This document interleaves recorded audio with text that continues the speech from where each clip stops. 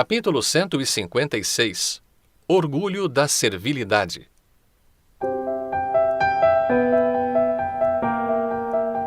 Quincas Borba divergiu do alienista em relação ao meu criado. Pode-se, por imagem, disse ele, atribuir ao teu criado a mania do ateniense. Mas imagens não são ideias nem observações tomadas à natureza. O que o teu criado tem é um sentimento nobre e perfeitamente regido pelas leis do humanitismo. É o orgulho da servilidade. A intenção dele é mostrar que não é criado de qualquer.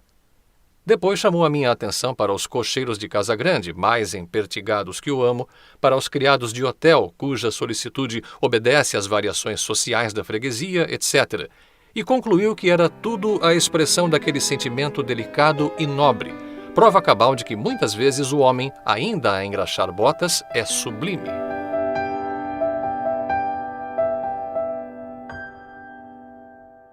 Capítulo 157. Fase brilhante.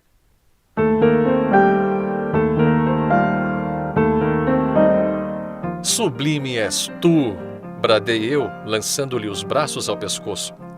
Com efeito, era impossível crer que um homem tão profundo chegasse à demência. Foi o que lhe disse após o meu abraço, denunciando-lhe a suspeita do alienista. Não posso descrever a impressão que lhe fez a denúncia. Lembra-me que ele estremeceu e ficou muito pálido. Foi por esse tempo que eu me reconciliei outra vez com o Cotrim, sem chegar a saber a causa do dissentimento.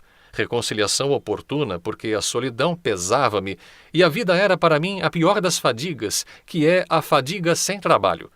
Pouco depois fui convidado por ele a filiar-me numa ordem terceira, o que eu não fiz sem consultar o Quincas Borba.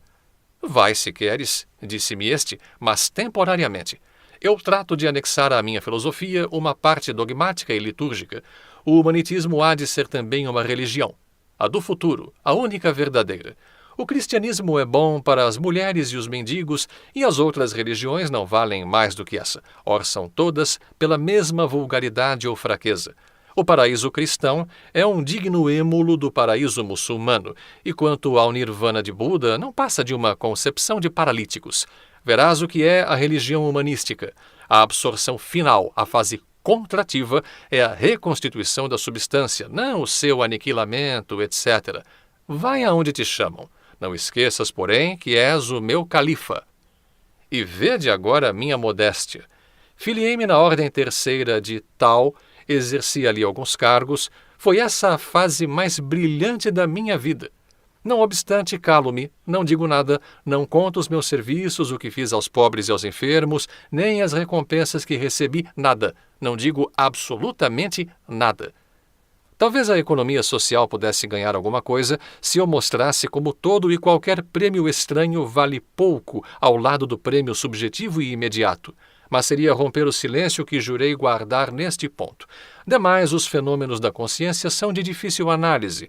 Por outro lado, se contasse um, teria de contar todos os que a ele se prendessem, e acabava fazendo um capítulo de psicologia. Afirmo somente que foi a fase mais brilhante da minha vida. Os quadros eram tristes, tinham a monotonia da desgraça, que é tão aborrecida como a do gozo e talvez pior. Mas a alegria que se dá à alma dos doentes e dos pobres é recompensa de algum valor, e não me digam que é negativa por só recebê-lo obsequiado. Não. Eu recebia-a de um modo reflexo, e ainda assim grande, tão grande, que me dava excelente ideia de mim mesmo.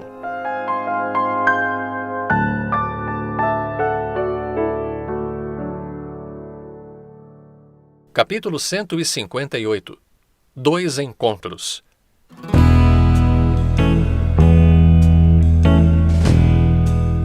No fim de alguns anos, 3 ou 4, estava enfarado do ofício e deixei-o, não sem um donativo importante que me deu direito ao retrato na sacristia.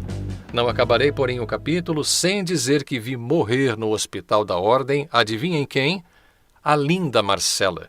E via morrer no mesmo dia em que, visitando um cortiço para distribuir esmolas, achei, agora é que não são capazes de adivinhar, achei a flor da moita, Eugênia, a filha de Dona Eusébia e do Vilaça, tão coxa como a deixara e ainda mais triste. Esta, ao reconhecer-me, ficou pálida e baixou os olhos, mas foi obra de um instante. Ergueu logo a cabeça e fitou-me com muita dignidade. Compreendi que não receberia esmolas da minha algibeira e estendi-lhe a mão como faria à esposa de um capitalista. Cortejou-me e fechou-se no cubículo. Nunca mais a vi. Não soube nada da vida dela, nem se a mãe era morta, nem que desastre a trouxera a tamanha miséria. Sei que continuava coxa e triste. Foi com esta impressão profunda que cheguei ao hospital, onde Marcela entrara na véspera e onde a vi expirar meia hora depois, feia, magra, decrépita. Capítulo 159. Semidemência.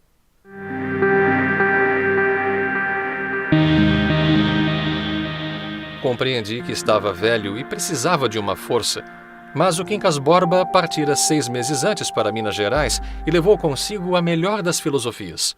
Voltou 4 meses depois e entrou-me em casa certa manhã, quase no estado em que eu o vira no passeio público. A diferença é que o olhar era outro. Vinha demente. Contou-me que, para o fim de aperfeiçoar o humanitismo, queimara o manuscrito todo e ia recomeçá-lo. A parte dogmática ficava completa, embora não escrita. Era a verdadeira religião do futuro. "Juras por humanitas?" perguntou-me. Sabes que sim. A voz mal podia sair-me do peito. E, aliás, não tinha descoberto toda a cruel verdade. Quincas Borba não só estava louco, mas sabia que estava louco, e esse resto de consciência, como uma frouxa lamparina no meio das trevas, complicava muito o horror da situação. Sabia-o e não se irritava contra o mal. Ao contrário, dizia-me que era ainda uma prova de humanitas, que assim brincava consigo mesmo. Recitava-me longos capítulos do livro, e antífonas, e litanias espirituais. Chegou até a reproduzir uma dança sacra que inventara para as cerimônias do humanitismo.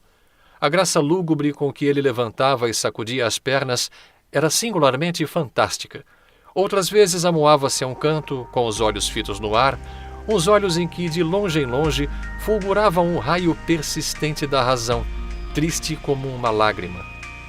Morreu pouco tempo depois em minha casa, jurando e repetindo sempre que a dor era uma ilusão e que Pangloss, o caluniado Pangloss, não era tão tolo como o supôs Voltaire.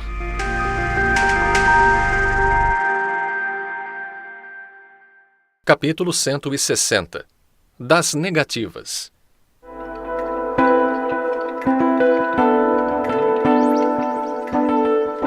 Entre a morte do Quincas Borba e a minha, mediaram os sucessos narrados na primeira parte do livro.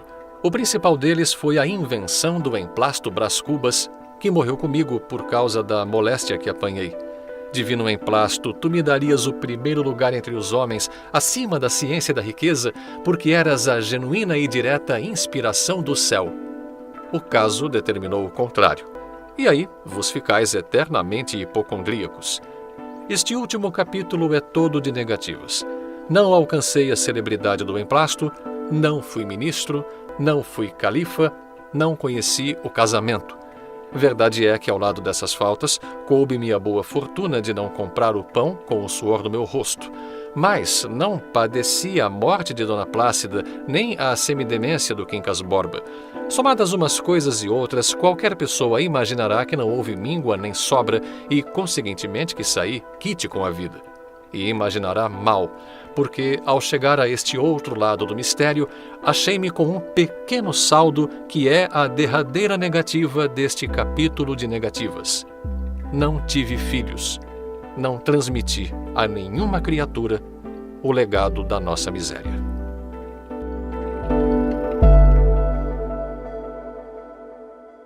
Fim.